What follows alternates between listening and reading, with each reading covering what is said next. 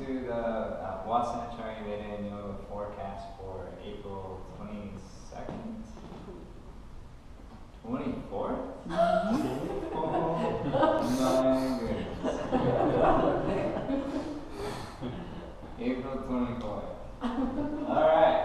Well, we got the sun. It's in Aries. So, I mean, this is a time where the sun is exalted in Aries. The sun is at its highest functioning place when it's in Aries.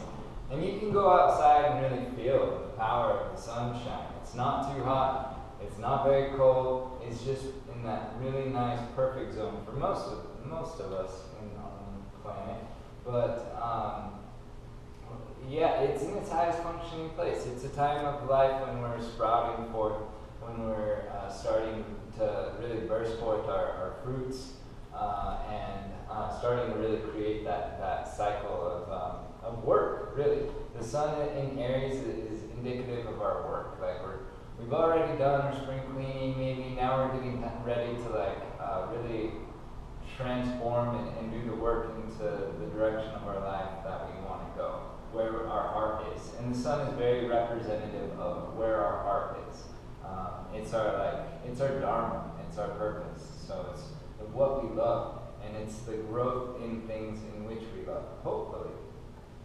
But also those things that we love there can be a negative side to that where it becomes how we identify ourselves.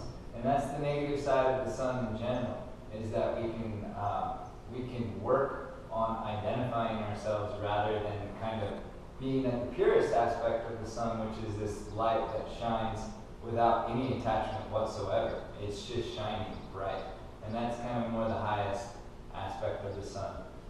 And that lower manifestation being how we want to be seen, how we want to identify ourselves with, and our ego. So those two aspects. And the key to that is attachment. So if we're feeling like we are suffering or attached to any sort of way, then we can understand that it's really, it's an ego thing that is there. And if we can just shine our light in our truth without attachment, we're just like, hey, this is who I am. And that's fine. I don't need to be anything for anybody. This is just who I am without any attachment. And then people really respond to that light that you shine about your true self. And that can be a really beautiful situation. So enough about the sun in Aries. I spent a long time on that because it's exalted in Aries. Because we have the sun in Aries, the moon right here is right now in Scorpio, but the moon was full in Libra. And generally, we will have the full moon will be exactly 7 signs away from where it was new.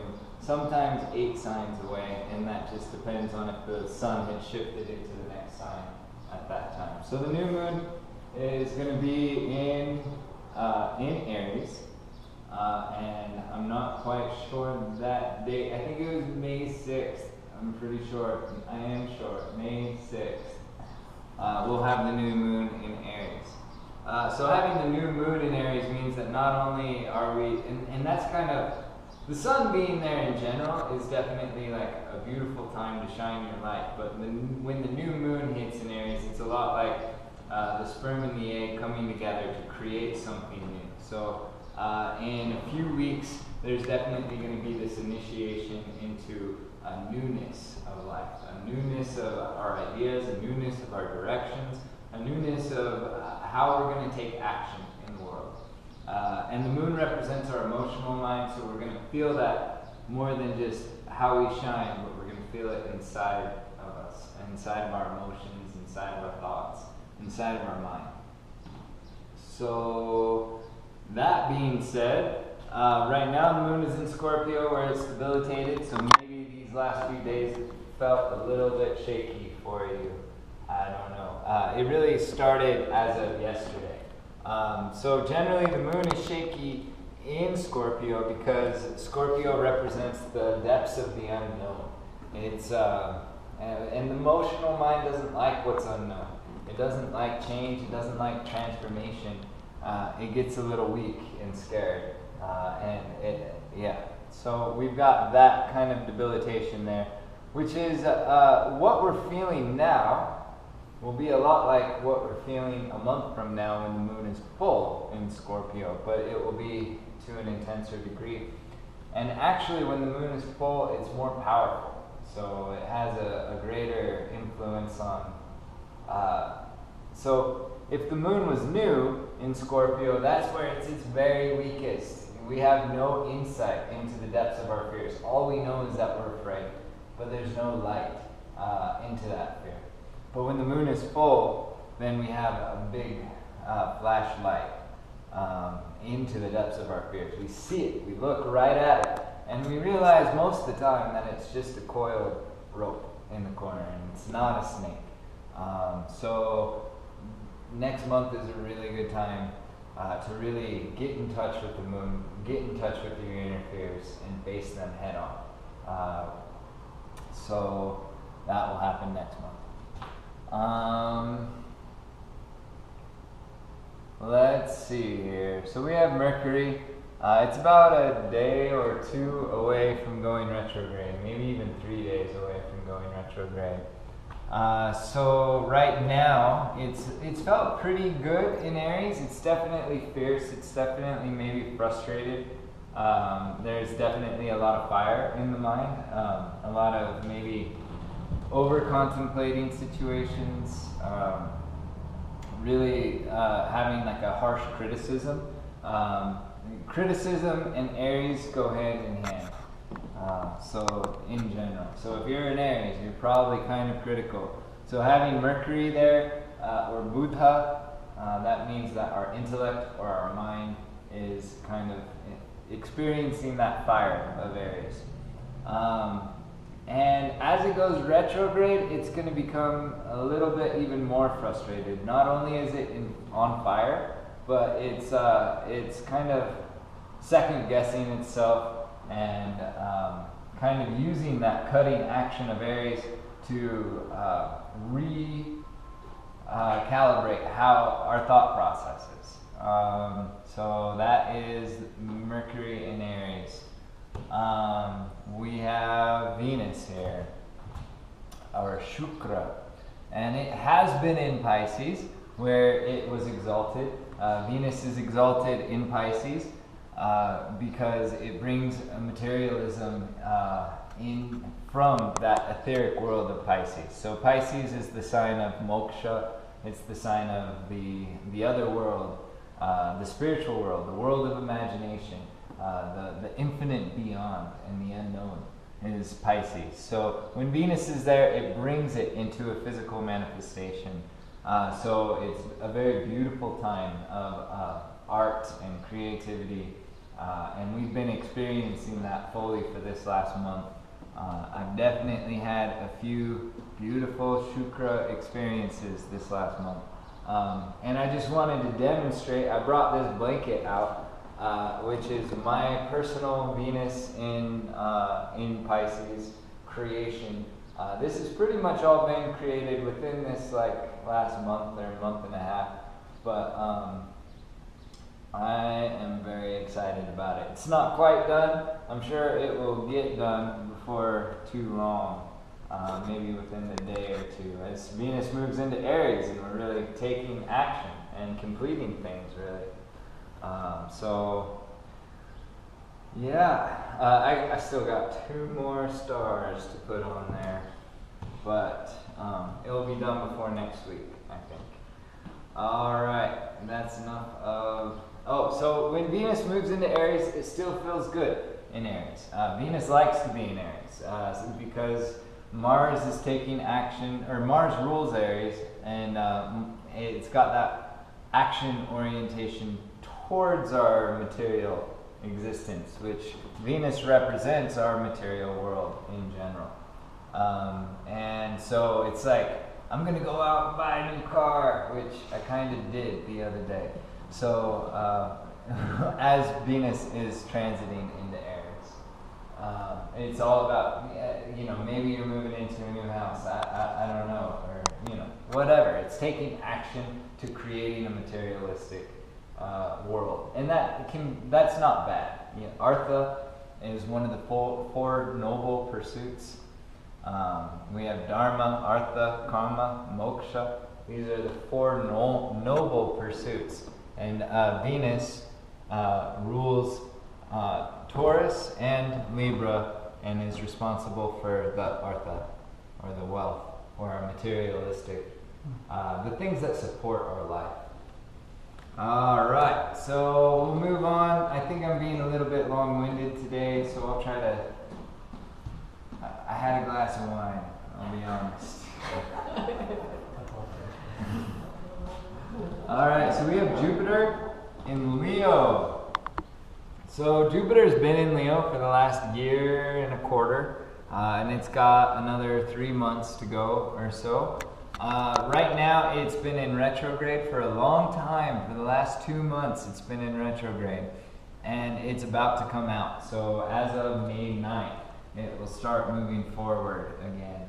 And that will be a really beautiful time, because there's been this really crazy battle that's been going on between Jupiter and Rahu, who is the north node of the moon, who represents our obsessive compulsive external desires, extreme materialism, extreme egoism. Rahu represents just extreme lust for power and control and money. Rahu is like the ring in the Lord of the Rings. So that has been happening, and Jupiter being in retrograde, he hasn't really been able to like stand up and protect us from the wrath of Rahu in our world. So Jupiter will start moving forward, and I think it was July 1st. Pretty sure that Jupiter ends up moving past Rahu.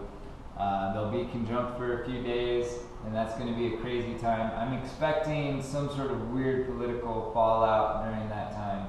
I said it first, July 1st. So Bernie and Donald Trump, they're going to go at it head to head. It'll be the final battle, and Bernie will win. I'm pretty sure, astrologically. We'll see. Alright, so we got Mars in Scorpio, which is pretty intense. It feels good there. It's like I'm taking control over my life. I'm diving deep into my fears, which is what Scorpio represents, the depths of the unknown, the depths of transformation, metamorphosis, and Mars is taking action into that. And that feels good. However, he's with Saturn, who's always telling him that he shouldn't do it, and that whatever he does, everybody's going to suffer. And Mars is like, but I just want to do. I want to act. I want to go out and conquer. It's very much the Bhagavad Gita is what is happening in Scorpio right now. There is this wanting to fight the righteous war, and then there is this Saturn energy that's like, no matter what you do, you're damned if you do and you're damned if you don't. So be really sure about what it is you want to do. And that's what's happening in Scorpio. That will start to feel better, not for a long time. So Mars is in retrograde and Scorpio is in retrograde, going backwards. Mars will move into Libra, just the very edge of Libra, and kiss it, and it will stay there for about a week, and then it will start moving all the way back through Scorpio again. That happens, I think, that's in July, and it doesn't move out of Scorpio until the end of September. So there's definitely, between now and the end of September, think hard about what actions you want to take, and then when you do take actions, take them fully. Now is not the time to second guess, but think before you act, for sure. Let's see, what else is happening? So K2's been in Aquarius for a while. It will be in Aquarius for another year. K2 takes away where Rahu is encouraging. It's like a positive and a negative end of a magnet.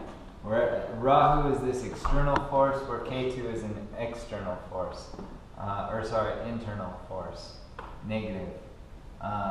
So Rahu is kind of amping up things in Leo, which is all about politics, and more specifically politicians and power, and the distribution of power.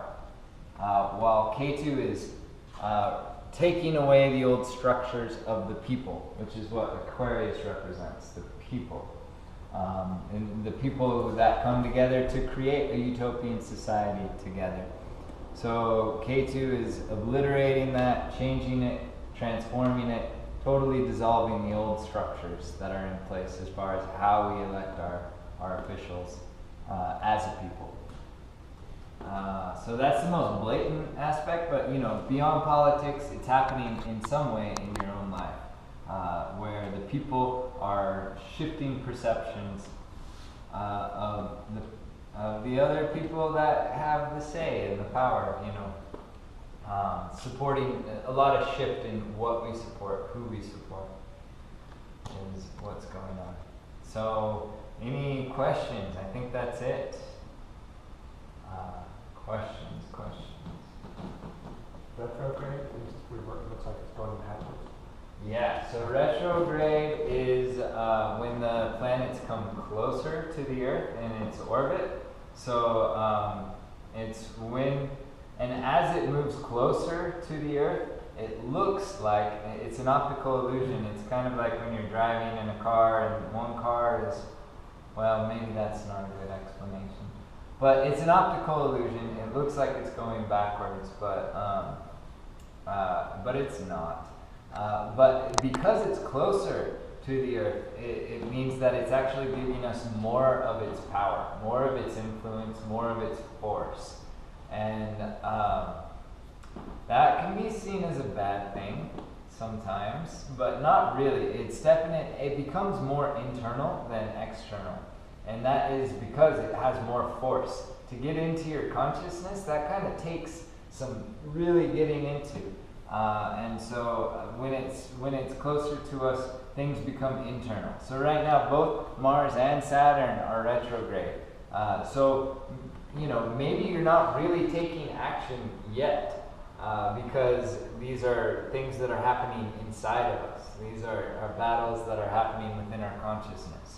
But once they start moving forward again, then we'll start to just act, and time will start moving forward again, and we'll just find ourselves in the middle of action. Does that make sense? Yes, thank you. Yeah. Any other questions? What's K2? Is it a planet? So K2 is sun, the star?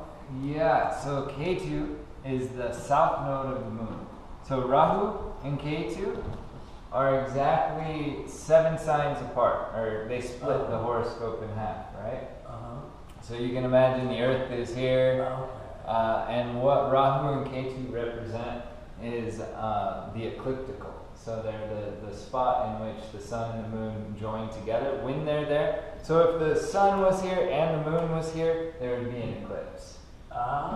And so, or vice versa, either one of those. So, let's see, we just had our eclipse round. All the eclipses happened in Aquarius. Well, I mean, they happened in Aquarius and Leo. But we won't have our next eclipse round until the sun moves all the way over here in about 5 more months.